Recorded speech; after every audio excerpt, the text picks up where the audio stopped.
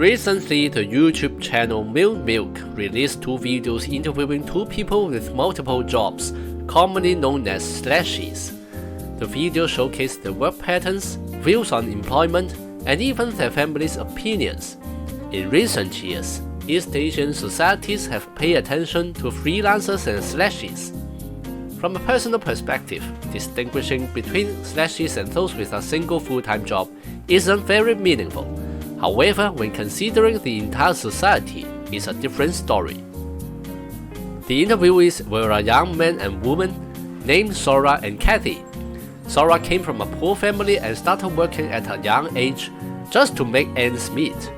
He wanted to maintain his interests, so he turned them into sources of income, working at a yo-yo company, teaching musical instruments, making leather goods, and delivering food are all ways Sora earns money. His income is just enough for him to live alone in a cubicle. Although he doesn't save every penny, he doesn't spend much, let alone travel. Turning his interests into a job gives him the motivation to strive every day, and Sora's life seems pleasant. The other interviewee, Kathy, comes from a family where her parents have worked in banking for many years, at least a middle-class family. Kathy majored in advertising design in university, but found it hard to excel in the industry after graduation. She then worked as a teaching assistant at her school. After a year, she realized it wasn't suitable and quit, which was her only full-time job.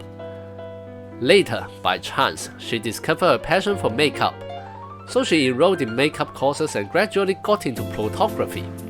Eventually, she became a slashie doing makeup and photography, renting a studio for shots and hosting other events, while also working part-time in an administrative role at a community center. Kathy became an entrepreneur with multiple jobs, and she enjoys working for her own business. She says she is not working to make a lot of money but for happiness, and she is currently living her ideal life. Sora and Kathy's work patterns have become stories that many people discuss and that the media report on. Some believe we need to understand this new /work model, and others aspire to adopt it, feeling that full-time work is too rigid. The / model has become a trendy topic in East Asian societies because it seems very different from what most people consider a typical work pattern, and some say that young people of the new generation like it. Here, I'm not trying to downplay the differences between fixed full-time jobs and /work, but those differences are fewer than many people imagine, especially in essence. Let's look back at history.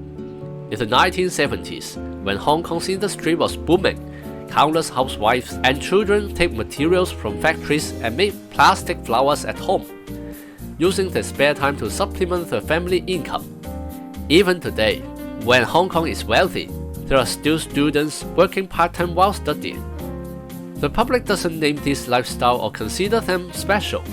Whether it's working multiple part-time jobs to earn income or the currently popular / model, it's all about seeing opportunities and taking them if one's circumstances allow. Currently, most full-time jobs require employees to spend 9 hours or more at the workplace, meaning they give up other opportunities for the sake of full-time work. Slashies simply believe that sticking to one job and giving up other work opportunities isn't suitable for them. Both full-time workers and slashies choose their jobs in pursuit of a good life. Nowadays, many people consider the older generation as representatives of full-time workers, while slashies are often exemplified by people under 30. Adding labels like post-90s or Gen Z that involve generational tags is a popular practice in today's communication, but it can easily confuse thinking and fail to clarify the true nature of things. Indeed, more people from the previous generation believed that full-time work was better and even opposed their younger counterparts become slashies. Young people seem more likely to express a desire for freedom, enjoying trying different things and flexible work. The differences between the two are not as significant as the media portrays. Both are simply pursuing a good life. The difference lies in the changes in times and objective conditions, leading to different views on what is good. As Kathy's father said, the previous generation was satisfied as long as they had children and a car. Many scholars have explained the differences in labor market and social structure in post-industrial cities compared to the past, so I won't go into detail here. Whether full-time workers, slashies, middle-aged, or young adults, they all assess which lifestyle suits them based on their circumstances and what they are willing to pay for. Once they consider and calculate various conditions, it's not hard to see the reasons behind their choices of being full-time workers or slashies.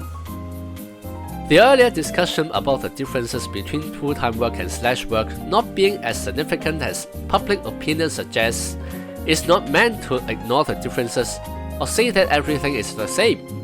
It's just that currently there's a trend to highlight the slash work model, even framing it as a generational difference or a characteristic of identity, leading to the misconception that changing work model is somehow unique and causing unnecessary opposition.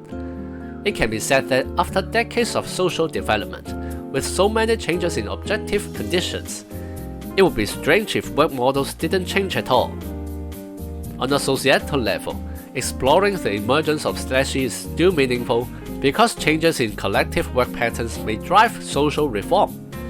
The slash work model involves not signing long-term contracts with a single institution, breaking down work into short-term positions or projects, and signing contracts with service users on a case-by-case basis, increasing opportunities for negotiation and adjusting transaction details. If an individual adopts this work arrangement, it might not have a significant impact. However, if more and more people participate in this case-by-case negotiation model, what changes will occur in the labor market and employer-employee relationships? Will competition among workers intensify, leading to cutthroat wage reductions, or will their bargaining power increase, allowing them to gain greater benefits? Will workers no longer be bound by work times and places, leading to a freer life, or will they constantly need to seek work opportunities? These are questions that need to be explored by everyone in society. If you have any idea or like this video, please comment, like, subscribe and share. I'll be grateful if you become a member on Patreon, making us go even further. See you on the next video.